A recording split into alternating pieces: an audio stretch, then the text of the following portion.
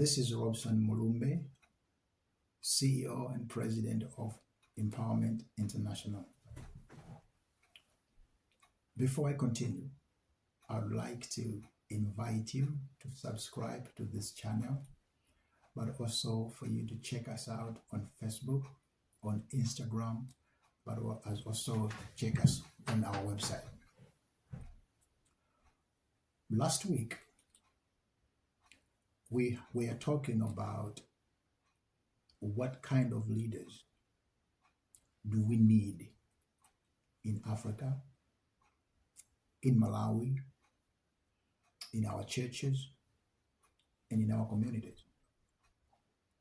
And we discussed three things quickly. The first one, we said we need godly leaders. The second piece, we said we need competent leaders. And the third piece, we said we need servant-hearted leaders for the transformation and for the development of Africa and for the development of Malawi.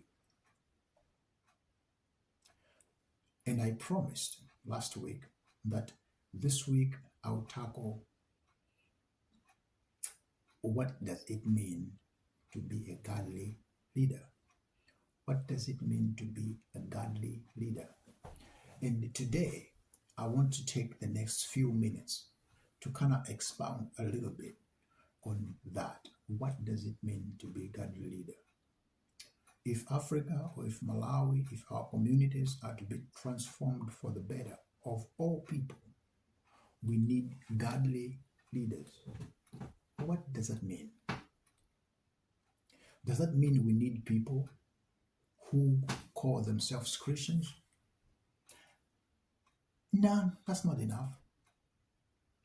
Do we mean we need leaders who goes to church? Not that either.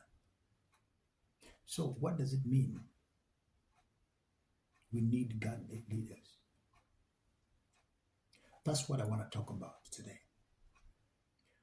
So to really capture the heart of that, I want to take us back to the first book in the Bible, to the beginning. Let me say that. Let's go back to the beginning. Because it is in the beginning that we see in the book of Genesis, chapter number 1, verses number 26, God is speaking and he said, "Let us make a man in our own image, according to our likeness." Let's stop there. Let us make a man in our image, according to our likeness. That begins to show us that a human being was made and created in the likeness and in the image of God. That is the starting point. Any leader who understands that a man and a woman, a human being, was made and created in the image of God, and hold that conviction dearly, that is the very beginning of building or the birth of a good leader. A leader that will transform their environment for the better. Godliness. It means there is some sense of connection. There is the connection between God and the leader. The leader understands that I am here because there is this purpose that God has instituted for me to accomplish. And anything that I do has to be within the parameters of the design that the designer made for me. Godliness.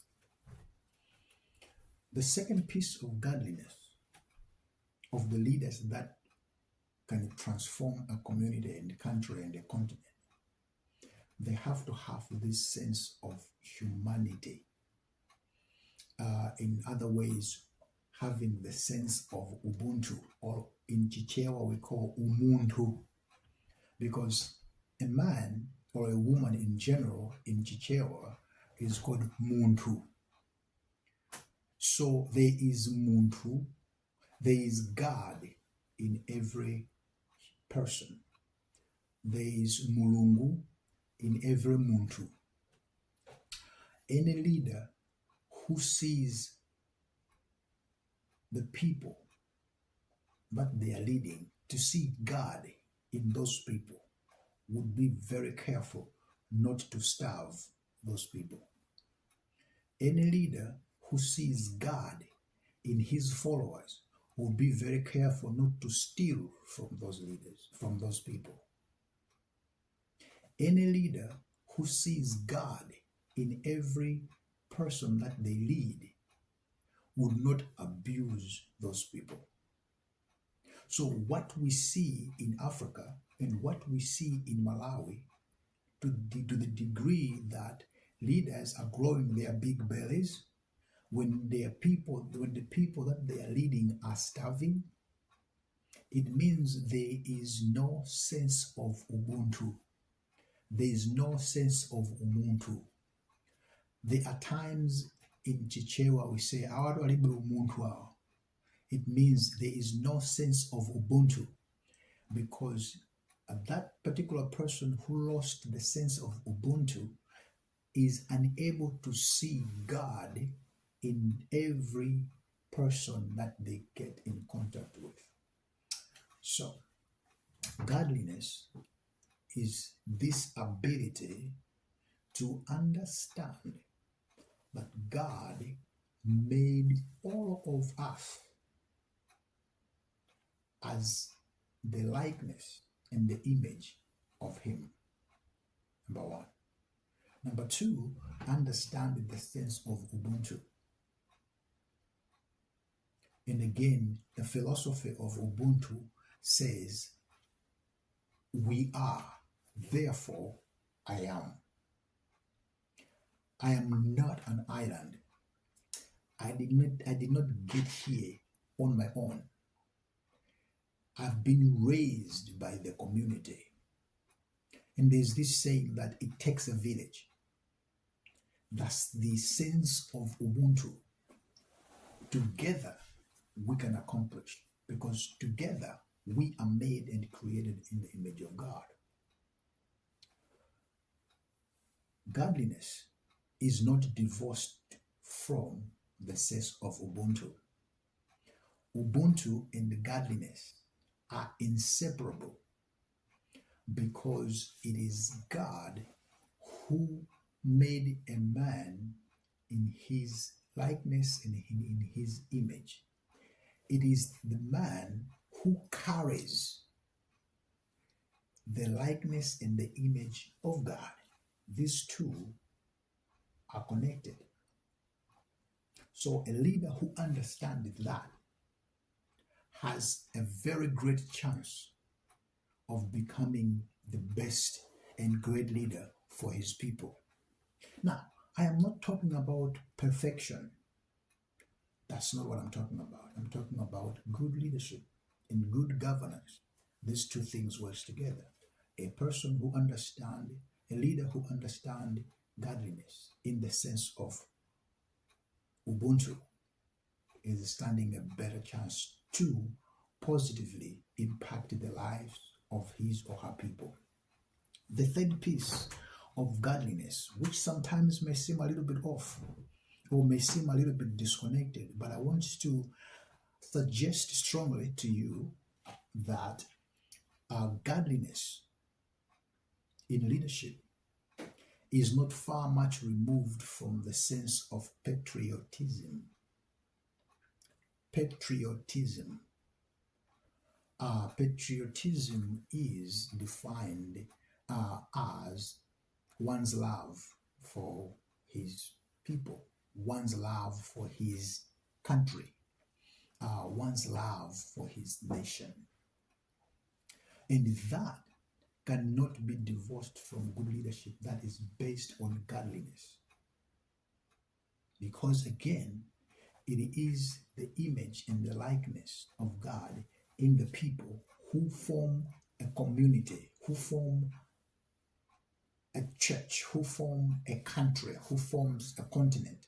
So we are looking at the love of those people, understanding the humanity in God, in human and in human in God, understanding those complexities together and makes us good leaders. Therefore, a person who understands there's God in every human being, abusing human being is abusing God, whose image is in the human being. The whole piece there locks together. So when we talk about godly leadership that is transformative, is resting on these pillars. Quickly, I want to share with you an example, one example of a leader in the Bible who is feeding these three things of godliness. Moses, in the scriptures, in the book of Exodus, we see that Moses, first of all, had the relationship with God, had a personal relationship with God, which was his guide, which was his compass, which was his strength to do whatever he needed to do as a good leader of his people. Number one. Number two, Moses had the sense of humanity. He had the sense of Ubuntu. It was this sense of Ubuntu that caused him to defend his fellow Israelites, his fellow Jews. Although he was brought up in Egyptian household, he understood the sense of Ubuntu to the degree that he stood up for the Jewish people. Number three, the sense of patriotism. Actually, Moses, if we look at his life and his ministry and his wake, is resting in the sense of in the fact that Moses was a very proud and Jew. He was a proud part of Israelites. Although he grew up in Egypt, he was raised as a prince of Egypt. He was raised in the palace. He did not forget his love of the nation of Israel, his love of his people. So Moses actually in the scriptures is one of the great leaders, to the degree, of course, that even our time today, some people who are trying to campaign and to show people that I'm going to be a great leader, they refer themselves to today's Moses or modern day Moses, or I'm going to take you from Egypt to the promised land where you're going to be eating milk and honey and all this kind of stuff, because they refer to Moses, because Moses was one of the great leaders. Leadership, good leadership, is not separated, is not divorced from the sense of humanity, understanding that God is in every human being, and also the sense of patriotism. When we talk about godly leadership, it encompasses all that. In godly leadership, there is no sense of false dichotomy, spirituality here and everything else here. These two are not divorced. That's why one of the Brazilian bishops, he said this. He said, when I give food to the poor, they call me a saint. When I ask why the poor are hungry, they call me a communist. Because this is the problem that we do have in most cases as Christians. we do separate the spiritual things a lot from other things. We don't want these two things to merge. But in godliness, in godly leaders don't separate between God, humans, and every intricate details there. Godly leaders understand that God made a human being in his image and in his likeness. And godly leaders understand that in every human being there is an image of God. Therefore, taking care of human beings, taking care of these people is as well as good as taking care of God, whose image is in the man. May God help us to see leadership as a service unto the Lord. Leadership as service unto the Lord and unto the Lord's people. Not to see leadership as the way of enriching ourselves and feeding our own bellies. I do hope that leadership, I do hope that Malawi and Africa will be transformed because we choose to be godly leaders. Thank you. I'll see you again next week.